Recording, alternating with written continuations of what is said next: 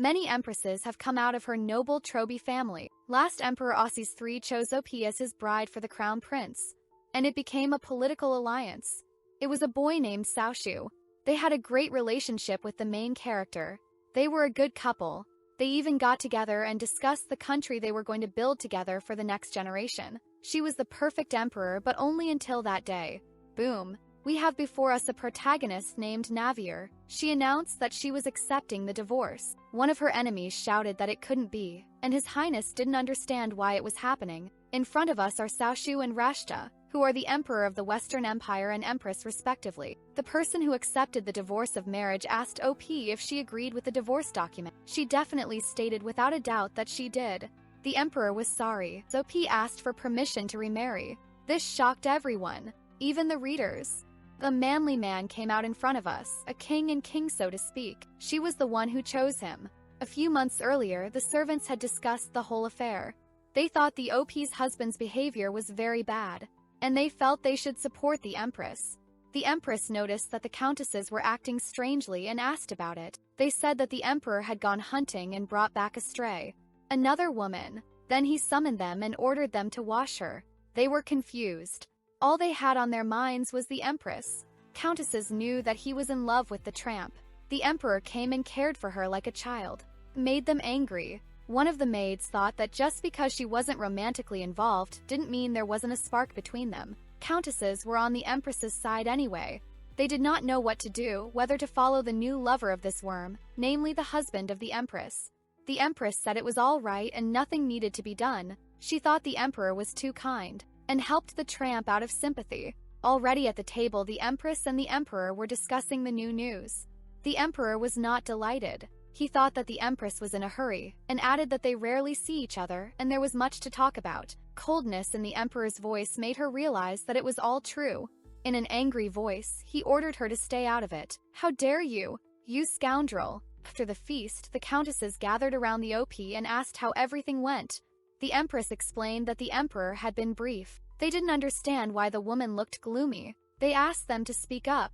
She then explained that a woman had accidentally fallen into one of his traps. There was no mention that she had escaped from captivity even. That being said, he didn't want to say much. This drove the maids to say so. One of the maids named Laura stated that the Emperor's behavior was coming to her father before starting another affair. She thought it was definitely a sign of intrigue. Another countess named Eliza reassured her. Then she calmed the Empress and intended to give her strong tea to calm her down. But the Empress didn't look worried. The Empress was told by her mother not to be upset by her husband's mistresses. There are many such cases and she should take care of her nerves and think about a second marriage. She didn't care how many concubines he had, even if it was 100, as long as she didn't lose her status as Empress. She didn't think they loved each other very much. She was depressed. She tried to kill that feeling in herself. What a woman! Countess thought it was because they'd been friends since childhood. She thought for the Emperor, afraid that the Emperor would be hurt by having another man by her side. Are you serious, woman? You're thinking about the wrong thing. Every year, the country freed people back to the status of free men. They say 100 years, it's for life a man had no rights. But that's for some very serious crimes. And no matter how much Saoshu loved this woman from her so-called captivity, she would never be able to make her debut in secular society ever. And it turns out Eliza was right. Of course the OP felt bad. After all, the man who had been by her side all her life had decided to betray her. What to do with him? There are no words for it. The Empire can only have one Empress anyway. They saw that the Emperor goes to visit his new lover every day. Even brings food. The Empress was upset by these rumors. She decided to just ignore them. This woman looked terrible. She addressed the Empress impolitely. It was shocking. But soon she immediately changed her face and addressed the Empress politely. Of course, she introduced herself as Rashta. The OP is not stupid and realized that this woman wanted the Empress to call her by her first name. Completely out of her mind? That being said, OP does not want to see that beautiful face again. She decided to go, but Rashta stopped her. There were tears and sadness in her eyes. She apologized. She stated that she knew the Empress was in front of her. But now the Empress is not clear how she knows her and why she was rude to address her first. After the Empress addressed Rashta by her lower status, the Countess asked the Empress to choose better words. turned out that the Griffins had lied to the Empress, and Rashta was not from the concentration camp. Rashta was very happy to see Navier. But why? The Empress ordered her to address her as Your Majesty, and then she left. The Empress started to stop her again. The servants started saying it's disgusting to address the Empress like that. Suddenly this guy showed up. EW. He went straight to Rashta and started to calm her down. Didn't even kiss or hug his wife. A normal guy? Are you serious? That's certainly not what Lady Eliza said, but still about the same. He was not going to stay and watch this nonsense and decided to leave citing fatigue. But the man asked OP to stay. The man was going to punish Lady Laura for her words towards Rashta. What a twist. Ugh. After all, Laura is the Empress Maid of Honor, and the daughter of a revered noble family. The OP wanted to protect her. After all, to punish Lady Laura for a concubine without status is foolish to say the least. The Empress has decided that she will not allow this to happen. Absolutely not. He ordered the screaming woman locked up for 3 days. The heroine thought it was too much. Laura herself accepted the fact that she was wrong and accepted the punishment. The hero himself hugged that crying girl and doted on her, not his wife. Too strange. Of course it pissed off the protagonist. 3 days later, the OP went to the tower to get Laura, then bathed her in a bathtub and brought her favorite sweets. The Emperor found out about this and wanted to speak to the Empress about it. After she entered, she saw the Emperor on the sofa in a great pose. The Emperor said his claims that she had taken Laura away, and thus Laura got away with it. In turn, the lady said she was just taking care of her maid of honor. That made him angry. Being punished because of a woman that was picked up was a great humiliation for the Empress. She realized that if she abandoned Laura, the Emperor would take this easy prey. Soch didn't like Navier arguing with him. He wanted her to do his bidding. That's a nice twist. The thing is, the Empress doesn't have to take orders from the Emperor. Saoshu thought that was the reason Rashta was better than the Empress. He said he was tired, and that was the end of the dialogue. Rashta immediately came into Saoshu's room and his face shone. Everything became clear. Rashta had already started working here because she felt like a burden. Soch liked the whole affair between them and thought this girl was funny. He was clearly in love. He shared a pumpkin pie with Rashta, which made the girl glow. The Emperor thought that the Empress did not react to his gifts, including expensive jewelry. But that was always the case, although the Empress had certainly been pleased before. Rashta, on the other hand, thought that the Empress had gotten around the Emperor's neck and was not happy with anything she had. Saoshu thought it was a rumored thought and agreed with the statements towards the Empress. Earlier, he had wanted to make Rashta his concubine. But the Empress didn't even know about it yet. He had assured her that everything was in due time. He had a plan and he wanted Rashta to just trust him. Rumors spread through the castle at the speed of light. And Laura already knew everything. With this news, she went to her lady. She was very angry. The Empress herself had been swamped with work because of the New Year's Eve celebrations. Navier was not simple and had already guessed it. It was going to happen before the new year. After the minister checked the document, the Emperor would be the first to sign. Then Rashta would just need to sign just below the Emperor's signature. She understood everything, but she didn't have a signature. After that, the Emperor helped her with that. He was even going to teach her how to write, for she did not know how to write. Then Saoshu warned Rashta that the Empress might give her a gift. The Empress was always considered to be the mistress of the palace. So the Empress could send a concubine a gift expressing her favor. Her face lit up after that. She was in anticipation. But the Empress herself wasn't going to give anything. The servants were afraid of this and were happy to hear it. Normally, the Empress would send a concubine a welcome gift for 2 reasons. The concubine comes from a noble family and she and the Empress know each other personally. And also if the Empress and concubine belong to the same family. Rashta meets neither of these criteria. To greet her and say, "Please take care of my husband," would be too much. Then there were rumors that the Prince of the Western Kingdom was coming to celebrate the new year. Rumor has it that he's flawless and one look is all it takes to fall under his spell. He's quite opinionated. He's had many women, but he's still single and without children. People assumed he couldn't have children. In any case, the prince would indeed come to the celebration. Meanwhile, a messenger came in and handed over a beautiful silk from a Grand Duke named Lil Tian. The Empress requested that this gift be returned. Grand Duke Liltiang himself was a relative of Uncle Saoshu. He didn't aspire to the throne but still craved power. He was always trying to bribe someone for it. Then the girls began to have tea. But it was short-lived, for then she was informed of Rashta's intentions for the meeting. She did not want to see her, but she let her in.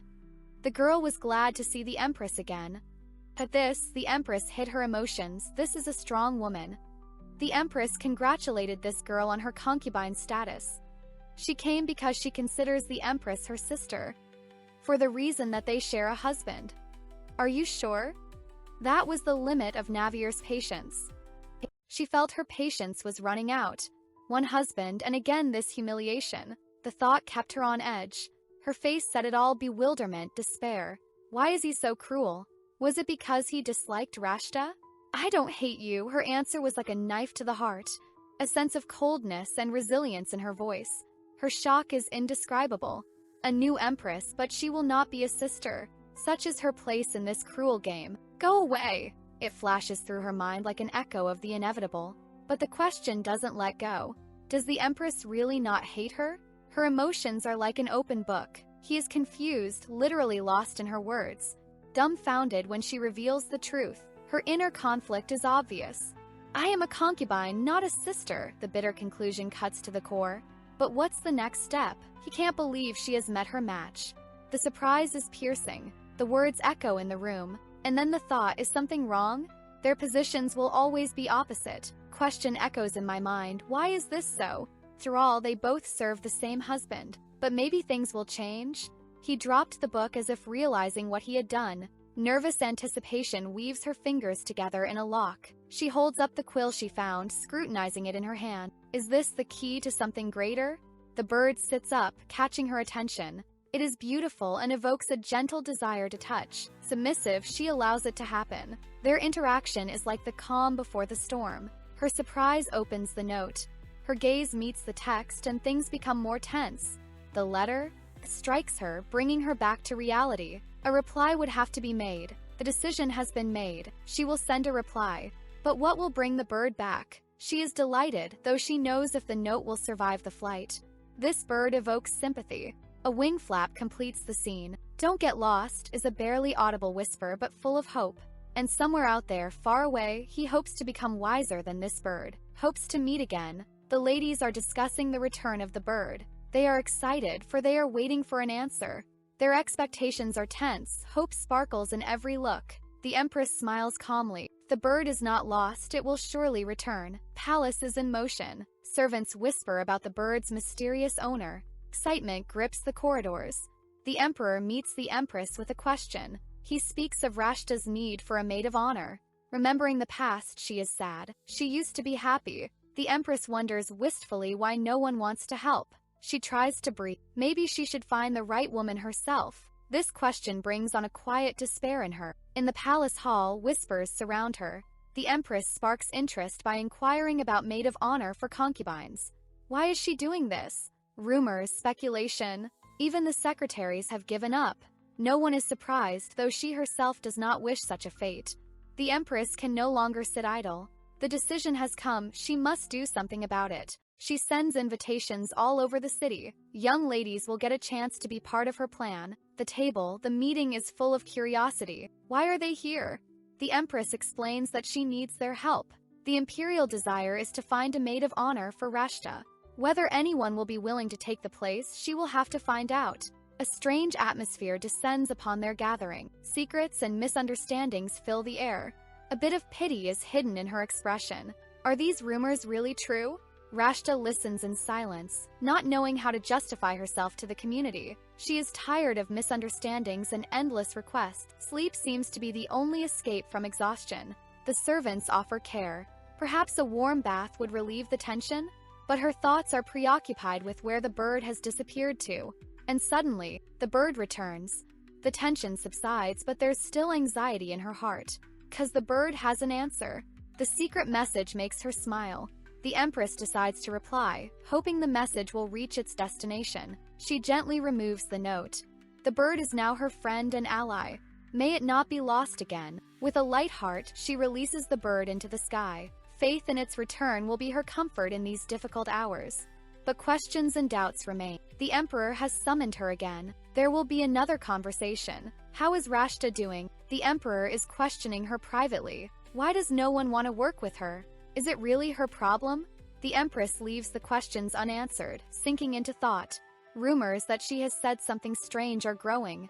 In suspense, she prepares for an explanation. The Emperor is persistent. It is her duty to be honest. But whether she will dare to tell the truth remains to be seen. The Empress's final question sounds harsh. Has she spread the rumor of a runaway slave? It will be decided now. Darkness. He loomed over her, his words threatening. He rebuked her as if she were the only culprit in this Game of Thrones. To him, she wasn't a rival. No, she was just an obstacle. Her face hardened with steel. How could his mistress be her rival? She would tolerate no more humiliation. A shiver of betrayal pierces her. The Empress' indifference turns to ice. She refuses to be drawn into his scheming. Her voice cuts through the air, reflecting the cold inside. Alone and broken, she can barely hold back her tears. The Empress cannot afford weakness. It is her duty to be strong no matter what. Under the cover of night, a familiar bird flies in, as if understanding her pain. The whole world stands still as she seeks solace in those fragile wings. Question of a name for the bird remains hovering in the air. Her owner is full of indifference, and this only adds to the loneliness. She confesses to her feathered friend how deeply these betrayals hurt her. This is the only place where she can allow herself weakness. But the bird does not leave her. Her soft touch hides a gentle encouragement, and the Empress feels a little better. She calls her queen, giving her the name that united them. Gratitude fills her heart, bringing a new calm. A star shines in the sky, her thoughts flying away. The bird is the only one who understands her pain and loneliness. He appears as if out of nowhere, mysterious, confident, and his presence is keenly felt even among the leaves. He has no idea that his unwitting name is causing so much confusion. Mystery surrounds them, and it is no mere coincidence. Anxiety spills around him like a fog, but he tries to explain himself. He's here for research, he assures her. But his words inspire only disbelief. He leaves no doubt. His every move is deliberate. Interrupted by intrigue, the Empress's world is filled with new faces. But she promises only more disappointment. At home, all is not as calm as it seems. The Empress faces new intrigues and confusing plans. Now her chair is being challenged. Suspicion and strife heat up the air. Every little thing sharpens her intuition. She points to objects that have now become hers. There's a moment's confusion, but she doesn't relent. The apology comes late in the day. All of this, and the illness and the struggle, leave their marks.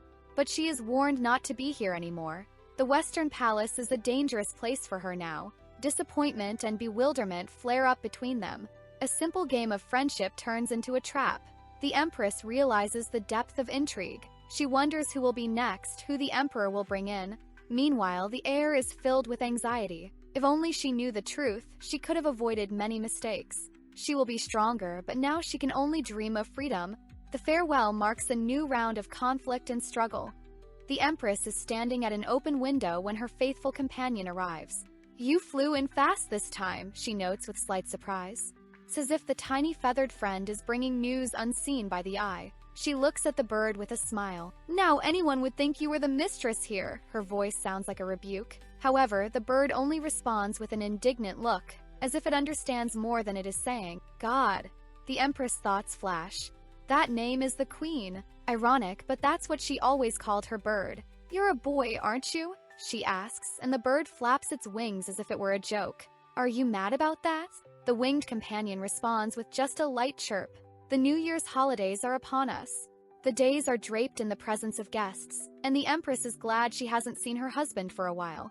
But now there is one important person they must meet together. Prince Heinley of the Western Kingdom has arrived. This visitor will be the center of attention. He is the heir to the throne, known for his cruelty. But the rumors are not always true. The Empress suspects he will become a topic of conversation. Even silence can create a storm of rumors. First meeting with the prince. He bows his head and his charm bursts through every word. "I am honored to meet you," he says. The Empress responds with a gracious bow. "I hope you will enjoy your stay with us and rest well after your arduous journey." Prince looks pleased. The scene changes from a stormy hall to a quiet evening. Her feathered friend's wings scratch her arm. He demands attention. Okay. Do you want me to read it?" Her letter interrupts her friend's visit. "Queen!" The sounds of the night call to her. "He sent you out in the rain?" Her voice is full of concern. She cannot believe the indifference of the master bird. In response, there is an animated squabble of whispers and chirps. Side raindrops are heard. She decides to leave the bird for the night. "You can stay with me." Her excitement increases when she hears running footsteps. "Queen, there you are." Queen will be back. Her journey is just beginning after all. Queen looked out the window, stroking her feathered companion. How cruel, she thought. She was not surprised. Such words were familiar to her. On the table in front of her lay a note. Hint: I am a man. The reaction was instantaneous. Bewilderment was replaced by latent interest. Who is this mysterious correspondent? She sits at her desk, writing, and someone knocks at the door. That moment, a courtier enters the room. "Pardon me, your majesty," he brings the news. Prince Heinley arrives. His cocky smile takes up the entire space as if he owns it. Queen," he utters, meeting his eyes with hers. Why did he come here? She wondered, sensing his presence. He was clearly not one to be easily ignored. He casually took her hand. "Am I disturbing you, Queen?" She remained calm, though her heart pounded faster. "No, you won't interrupt," she replied, trying not to show an ounce of excitement. Anxious feelings temporarily dissolved into formal conversation. Prince wants her to show him the palace. Palace? Her surprise was obvious. The prince playfully adds, curtsying to her. "Then my maid of honor," but he insists. "No, my queen, I want you to do this." She barely hides her inner surprise. He keeps calling her queen. The sweetness in his voice was intoxicating, but she sensed the smugness behind these pretenses and answered calmly, "It's all right. I don't want to cause trouble with the heir to the Western Kingdom." They paced the corridors. The atmosphere changed, filling the air with tension. Breathing in the scent of the silver garden, she remained calm, though doubt burned in her soul as much as before. That voice, her thoughts were interrupted by a girl approaching them. "Are you taking a walk?" Rashta is walking too. Her carefree joy was displeasing. Prince gently responds to her greeting. "Hi, I'm Heinley." Rashta doesn't hide her delight. To her, he is like a prince from a fairy tale. But the moment of mirth is marred. The Empress explains who he is, and Rashta faintly apologizes for her misunderstanding, offering to show her the palace.